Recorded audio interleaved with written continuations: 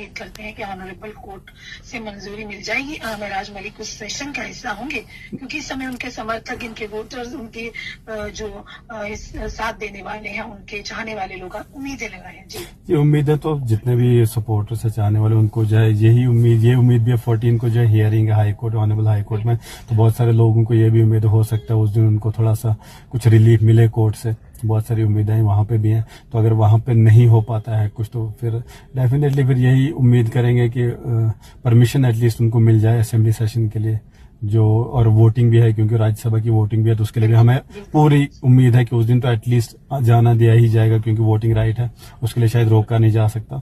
तो अगर 23 को शायद ना भी आने दे तो 24 को तो डेफिनेटली देना ही पड़ेगा, क्योंकि राज्यसभा इलेक्शन है। तो उम्मीद है उस दिन, लेकिन हमें उतना नहीं सोच रहे फिलहाल के लिए। हमारा फोकस 14 के लिए ही है कि हम उम्मीद कर रहे हैं उस दिन अगर वो बाहर आ जाए। जी, ऑनरेबल कोर्ट से उम्मीदें हैं कि कुछ रिलीफ अगर उनको दिया जाए उसी दिन, तो विश्वास हो गया।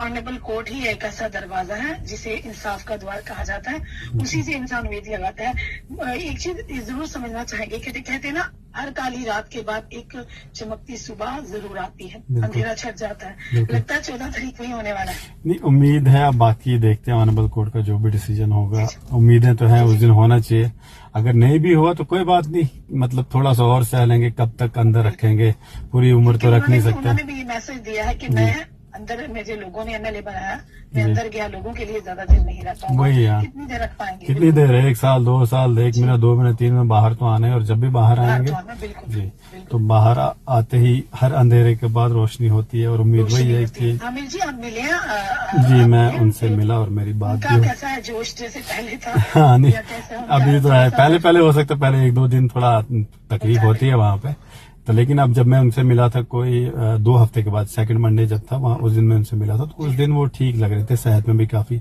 ठीक थे। मेरी उनके साथ कोई आधा घंटा बात हुई थी वहाँ पे, तो उनका भी मेरे को भी यही मैसेज था कि कॉन्स्टिट्यूंसी में जाओ, लोगों का वो जो सीडीएफ के कुछ काम थे वो करने थे। तो उसके बाद मैं आया यहाँ पे डोडा में, कॉन्स्टिट्यूंसी में गया, कुछ डैमेजेस जो थे वो बाकी रह गए थे नोट करना, जो हमने वेरीफाई नहीं किए थे, वो मैंने वहां से आके वो सारे वेरीफाई करके लिस्ट उनकी बना दी है।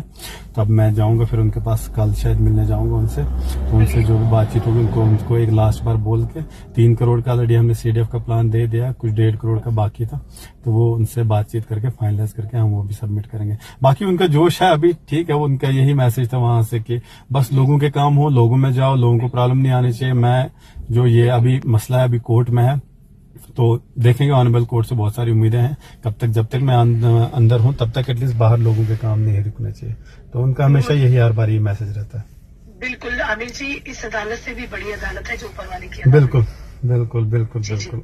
ये आप जानते हैं कि ऊपर वाले की अदालत में बिल्कुल इंसाफ होता है, चाहे कोई भी, जितने भी षड्यंत्र रचा ले, जितनी भी कोशिशें कर रहे, उसकी अदालत से जब फैसला होगा ना, तो हर एक को वो फैसला मानना पड़ता है। बिल्कुल बिल्कुल सही बात है।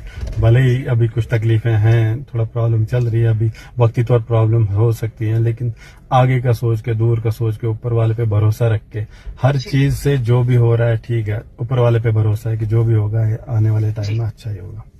चलिए, धन्यवाद आमिर जी हमारे साथ जुड़ने के लिए, और मेराज मलिक की जो जानकारी उनके द्वारा दी गई जनता के लिए शेयर करने के लिए धन्यवाद। चलो, thank you so much Rashmi ji.